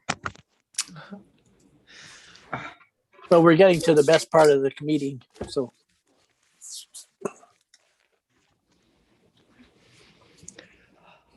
Okay, so who are we missing? We're all here, right? I guess we might as well proceed. And that means the next operational department would be Public Works. And I'll pass it on to you, Mr. Chair, Conseiller Yvon. Merci, Madame Mairesse. It's an honor to be part of this budget deliberation with the Public Works personnel. Sean, who was worked very hard in presenting his portion to the municipality. I think he's taken it upon realizing that the hardships that we face, and that he's presented us with a budget that I think will be feasible and great, and we'll end up doing enough work to the general public to do what we have to do with respect to our roads and whatnot. I then will let Sean carry on from this, and we'll go from there. Thank you very much. It's up to you now, Sean. Thank you, through you, Mr. Chair. Good afternoon, councilors, Mayor Joanne. So we'll start first off on page 25. So obviously this is our operating budget. This year, we are in a pandemic year, and so we didn't enhance levels of service. Some variances did force certain line items to increase, but fortunately, due to wise decisions from council in 2020, some lines also decreased. So it's pretty straightforward. There's not much change. You're going to see one that kind of is highlighted is the 53,000 for insurance, which is not really controllable. Those are insurance. We need insurance, and that's an unfortunate part of doing business. The other one is materials for the 10,000, which is mostly calcium. We've taken on a few more roads, and we seem to be getting a few more service requests for dust control. So we did increase that by 10,000. You can go to the next page, Lisa. Thank you. So you'll also see here's where council will hopefully start seeing the rewards of their decisions, where our vehicle expenses seem to be on a downward trend. And I will also note that the decision to hire a mechanic has helped, and the decision to stay on track with our fleet capital is also crucial. We're seeing our equipment is in better shape and not breaking down as much. So in turn, reducing that line item. And aside from that, if certain councilors have any questions on specific lines, then I'm happy to answer as best I can. Okay, so we'll start with Lise, and then we'll go to Chris. Okay, thank you very much, Sean. That was fast. Thank you. And yes, I think when you look at the bottom line, it's pretty good. My question, I have a few. So the first revenue, can you give me example? You had projected 35,000 and you got 87,000. What kind of revenue are you getting on public work? So when contractors are removing aggregates from quarries within the municipality, we have a royalty. So for each ton that comes out of the quarry, the municipality gets a portion back. It's a royalty. So that's the bulk, I think, of our revenues. We do have other, smaller revenues when we do inspections for entrance permits, scrap, when we disposal of surplus goods. And Elisa, feel free to correct me if I'm wrong, but I think that's for the most part. You've got it. Yep. Lise, do you understand what aggregates are? I think I'm pretty sure I do, but I think it's La gravette, right. That's Okay. quand tu vas dans les pit, okay. So Right, yeah. Okay, so was it a tricky question to make me look not too smart? No, but you know what? There are a lot of things I don't know. Okay, so I'm going to go on. You explain HR that yes, vous avez engagé le mécanicien. Alors, mais j'ai comme si on regarde dans repair and maintenance, ça a été bien. C'est pas ça que je voulais parler. C'est le vehicle expense. C'est quoi ça? Ça rend quoi ça là-dedans? Là? C'est toutes les dépenses. C'est là que le mécanique rentre en jeu? C'est ça. Mais il y a aussi, there's fuel in that in that line. So, colored fuel, clear fuel, gas, oil, greases. So obviously fuel was cost of fuel was down this year. So you're going to see that variance up a little bit. OK, parce que là, je vois que ça a fini avec 84 000. Puis là, you're asking 662. But it's hard to see really, because there's not much difference with the year before. Like if the oil, the gas is part of that, was a big difference, of course. So So when when you said that you see that we had made a good decision, which I don't doubt it, but where do you I don't see it, because when that's why I was wondering what was part of that line. Right. Well, I mean, there's a bunch of factors that influence that line. So vehicle maintenance is one of them, and that's where the 38,600 is for vehicle maintenance. That's where that's where you're seeing that savings of almost 40,000, because we're reducing that budget line by 38,000. Okay. Because I'm confident that in 2021 we're gonna be able to save at least 40,000. Okay, and my other question pertaining to that, Sean, is that utilisez-vous ce mécanicien-là pour les autres départements ou juste pour Public Works? Autres départements, other departments as well. We've worked on the landfill fleet. We've worked on bylaw vehicle is a frequent one that comes into the shop. And but yeah, we are, and don't get me wrong, there's a lot of room for improvement, and we're still working on that, and it'll only get better. And if I can add to that, Sean, that is actually in the 2021 revenue.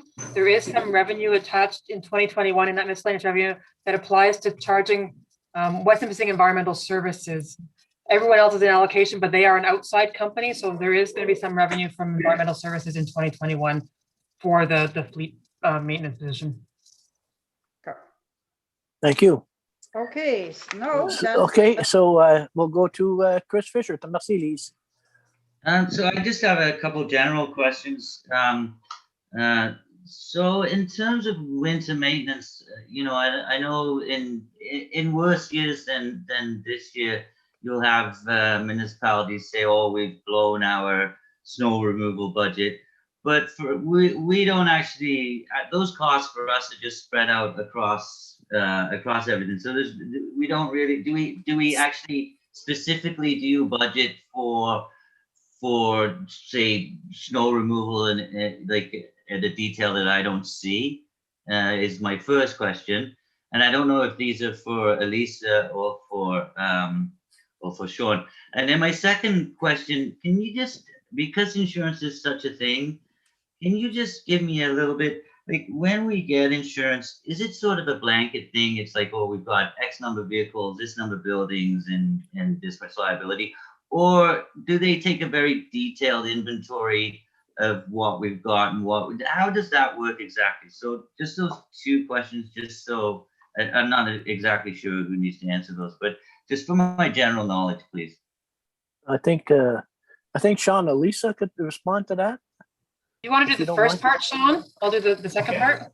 Sure. So as for winter maintenance, Councilor Fisher, we don't normally track only winter maintenance, right? Because fuel is a line item. The fleet maintenance is another line item. Salaries are salaries. So we don't specifically track, and I know that that's a common question or a common statement that people make. Oh, your winter budget must be in good shape, or oh, your winter budget must be hurting. It's not how things are structured. So to add to that, I think the operational review even highlighted the fact that is something, but you don't like to measure something that you have no real control over, in the sense that if it snows a lot and you blow your winter maintenance budget, what are you going to stop plowing roads? Or if so I think you want to have your expenditure levels at a level where you can handle everything. The one thing that will be good, and we're probably going to go to that system, is so that council can then make more strategic decisions with respect to service levels. And I think it might be good to track, because we do a lot more here, despite what you think, than other cities and communities with respect to snowbank removal. And I think that if we tracked that part of it, which is kind of a service that we do more than a lot of other municipalities, and we can track that, I think that would be a good council report to know how much of that money is going, to the times where it's not, it's not snowing. And so you see them at 4 a.m, removing banks and all that. So in that sense, I think that's a controllable expenditure, but the other expenditures are not. Anyway, thanks. And with respect to insurance, the detail, I'll leave Elisa handle that. Yeah, so the insurance is detailed. So we actually provide them and reconfirm every year exactly what vehicles we own and what's been disposed of, what's still on the road. In some ways, it's general after that, because they just categorize the vehicles as either under 100,000 or over 100,000, kind of light heavy vehicle categorization. But we do provide a list of every single fleet, and the same with the facilities. So we provide a list of every facility and land that we own, and very specific information regarding a number of tanks and like gas tanks and these types of things as well. So there is a fair level of detail, and they pre-COVID would regularly select a few facilities that they would come in and actually do inspections on, in order to reset what the value of the building is. Everything rolls forward at 3%, and then they come in and they pick 5 vehicles or 5 facilities and sort of reset the value on the facilities. So there is a lot of detail that goes with the insurance. Just one other thing to add, so that going forward, insurance is based on insuring your assets and also the liability portion. So there are 2 sides to insurance when you're attributing. Our liability portion is based on 2 matters: industry history. Elisa has alluded to that in the past with respect to, and the fact that a lot of people don't want to underwrite municipalities anymore, and our own personal history. And so that is a blend so there's 2 sides to the insurance that gets attributed in a general proportionate way to all of our departments, but they have 2 aspects. Thanks. Could I just follow-up question? Yeah. So this may be crazy. Tell me I'm crazy, but you're crazy. Yeah, I'm crazy. But is insurance a necessity? Is it in the Act? Do municipalities get big enough to self-insure on certain items, maybe, or is it something that we must do, or is there a pick and choose basket that we could go to because, hey, we're big enough to self-insure on this, but maybe not this, that kind of thing, or is it a set in stone? No, we often have shopped our insurance. We're probably going to shop it again. I could tell you though that we always look at that annually about shopping it. With respect to self-insuring, a lot of the larger municipalities have gone to self-insurance. So we've raised our deductible. Back in the day. It was like 5,000 deductible on some stuff, and then when Joe Spree was here, we raised it because buildings and facilities rarely have something wrong with them, so that our deductibles have been raised to lower our premiums. But we feel comfortable at the level that we're at right now that our deductible at around 25,000 is about right for this size municipality. Otherwise, if you deductible for 50,000 and you have a couple of things, you can take a real hit with your budget, right? So I think that we're kind of at a level, and I would not recommend self-insuring for a municipality this size. Thank you. That ends my questions. Thank you, Chris. Thank you, Jay. All right, we'll go to Leo Mallet. Hey, thank you.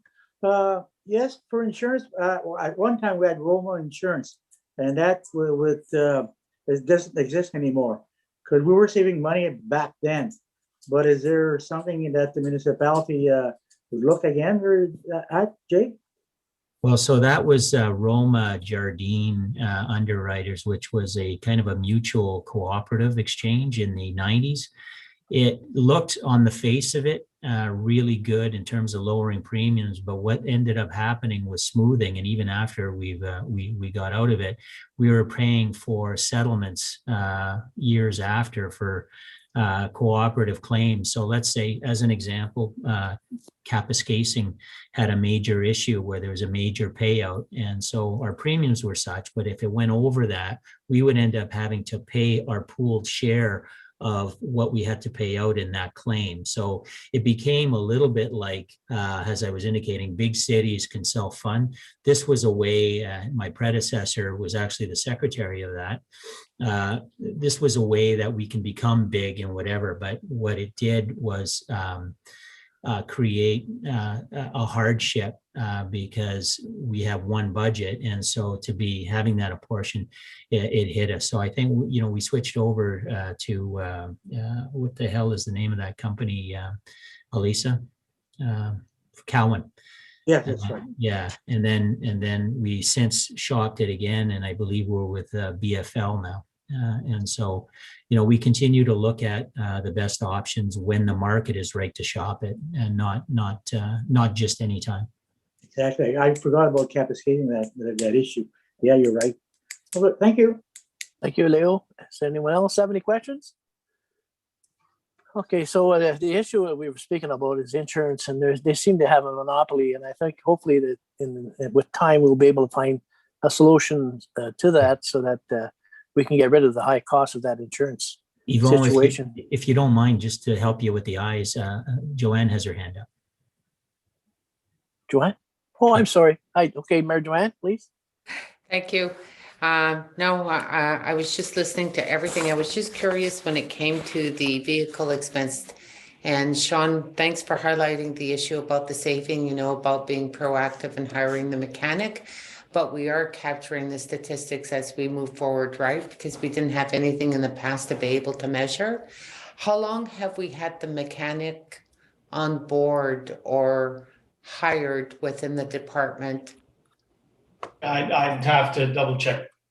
Okay. I don't know off the top of my head.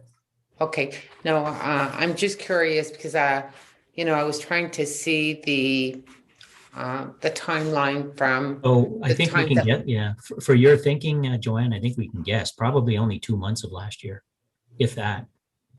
Okay, so. Sean? About 2 months? Ish. Yeah. Yeah, ish. And there was some training and so. Okay, Just so you know. okay. So Yeah. really we're gonna, with the $40,000 decrease in the budget, then we're really going to be able to have a full year statistic behind it next year. Okay, perfect. Fair statement. Okay, that's one thing that I want to verify.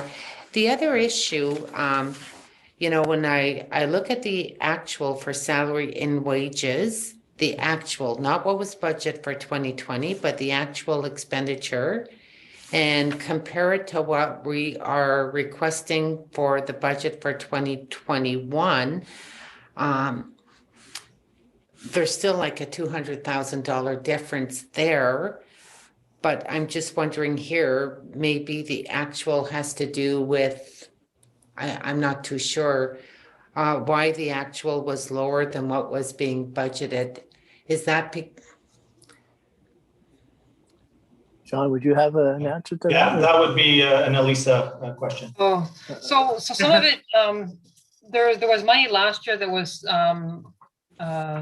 tied to summer students, and then we just hired one, not all the summer students. So we have less part-time wages than was anticipated in 2020. But the large part of the salary difference goes to the late period hiring of that mechanic, because the mechanic was budgeted for a full year as a new person. It was a late period hire, so we have a lot of salary savings, and the rest would just be a little bit of salary savings that you would expect from year to year, depending on, to Councilor Fisher's point, how bad the winter is, because what we do see in bad winters is lots of overtime incurred. So if we've had a lighter winter, then we have less overtime that year.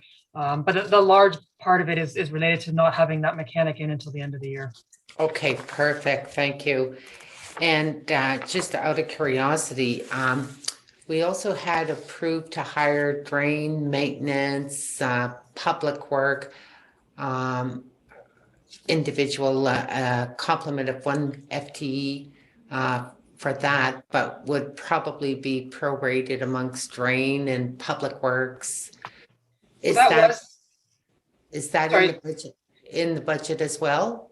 Yeah, so that was, you're correct, split among sort of several budgets, but it was all work that's currently being done by a contractor, whether it's a contractor in cemeteries or drains, or it's in the capital portion of public works for keeping an eye on the capital and doing all the testing or managing the capital.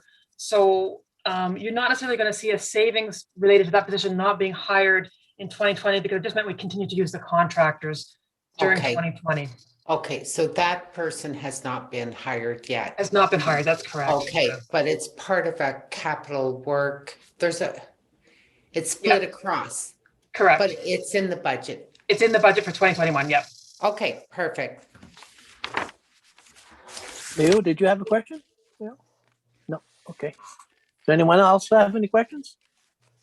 Okay, so just so I can maybe mention the fact that the cost savings, as well as when with respect to maintenance of the vehicles, is if we keep up a good fleet of vehicles, and we're keeping it, we've been doing that for the past years. We have newer machines and less maintenance, so that helps as well. So that's one avenue I wanted to point out. Is there anything else you want to add, Sean, to your presentation? No, but a very valid comment, Yvonne. You're right, and not any different than your personal vehicles. When they get 15 years old, you've got to put money into them. That's reality, and so it's no different. But good point, Mr. Chair. Thank you. So where do we go from here on, Madame Medes? Do we proceed to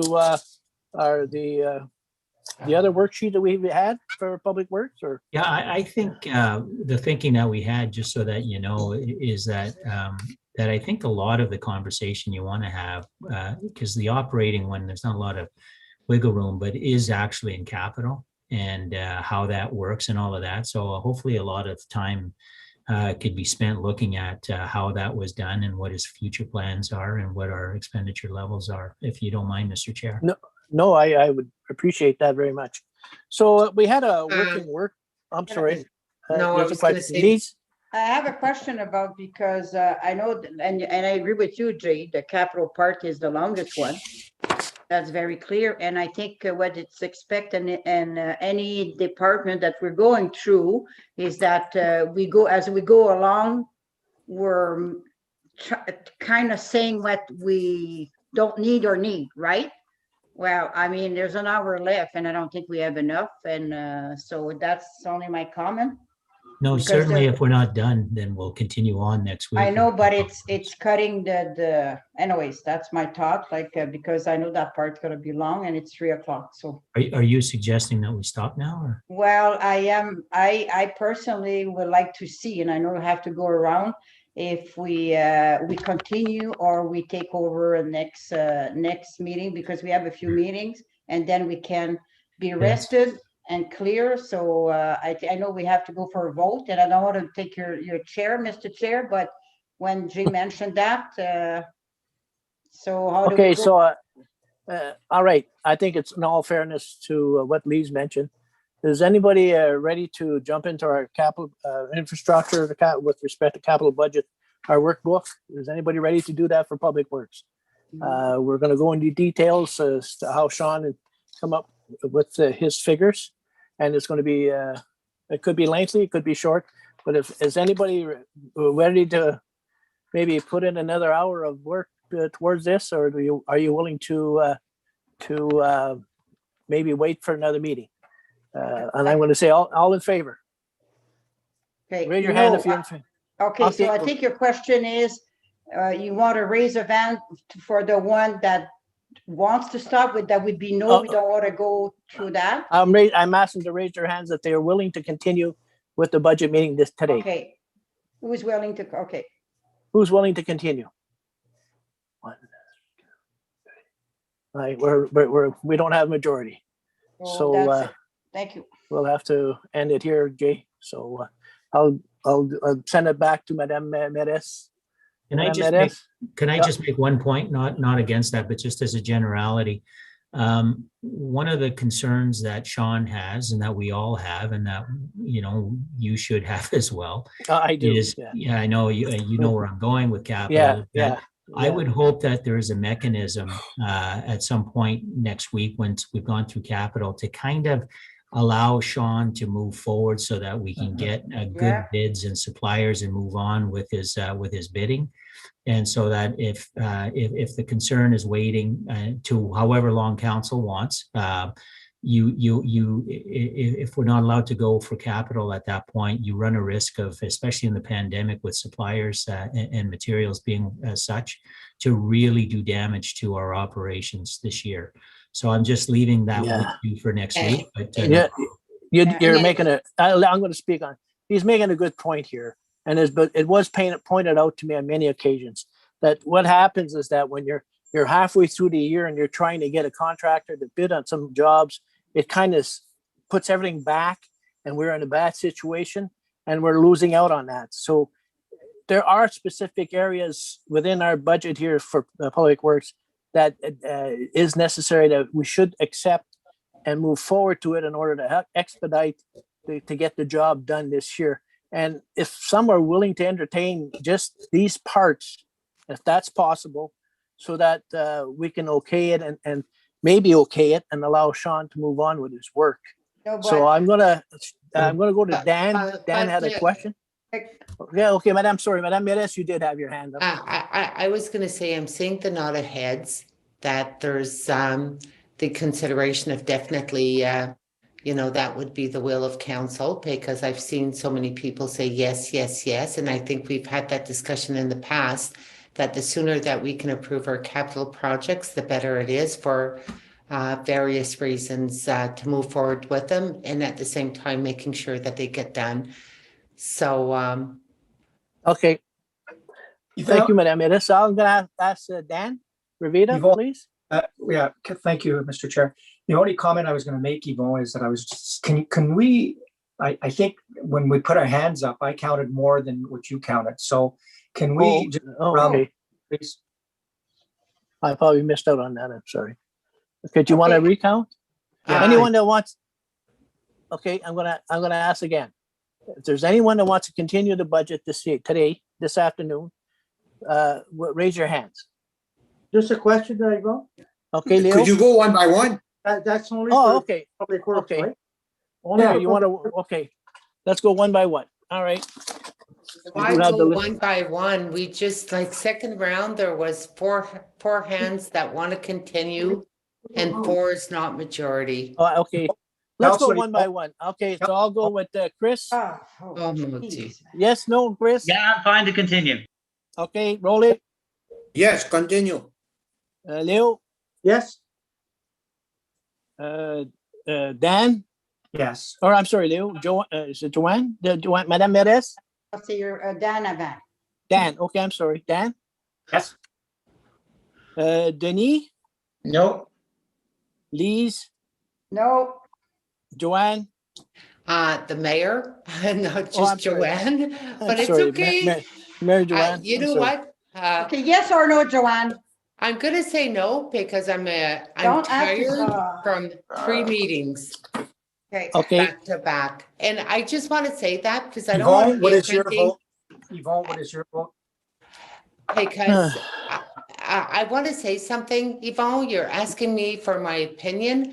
I say no because I want to give the time and an open mind, not being tired and proceeding and respecting staff as well. And I know that Sean has worked hard, but right now we had a meeting Monday, given all the documents, a lengthy meeting last night, another meeting today.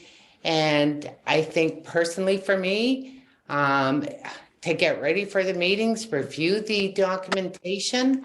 I just want to have time to breathe and digest and not be tired. I thought it was a yes or I have a question here too, Jay.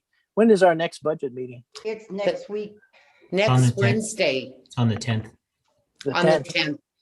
My opinion right now, if you like mine, is even with a vote or whatever, if you don't have a real consensus or majority and you have that much people that are not sure they want to receive information, I think that it's probably best that we start fresh next week. What I will say for you, though, is that I will be working with Sean to start working with tenders and so forth. Maybe the subject matter in the tender might be up for grabs, but we'd like to hit the ground running as soon as we can, so we can get these out. So, Sean, does that make sense?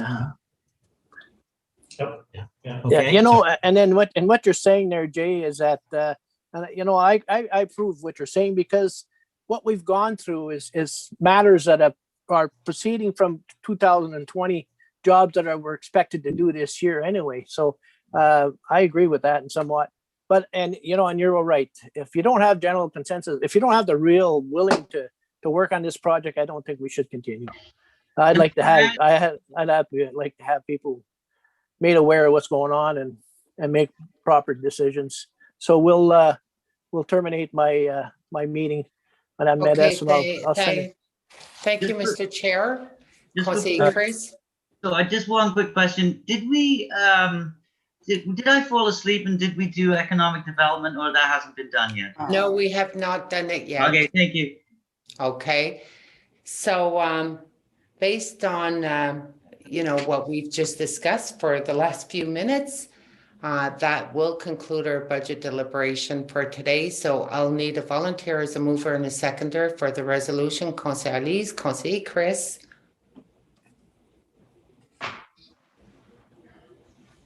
It is moved by Councillor Lee Senecal and seconded by Councillor Fisher. Be it resolved that bylaw number 2021-14, being a bylaw of the West Nipissing Municipality to confirm the proceedings of council at its budget meeting on the 3rd day of March 2021, shall come into force and take effect on the day it is passed. Any objections? Carried. Adopted. And this will conclude our meeting for this evening. And we have another resolution. It is moved by Councillor Lee Senecal and seconded by Councillor Fisher.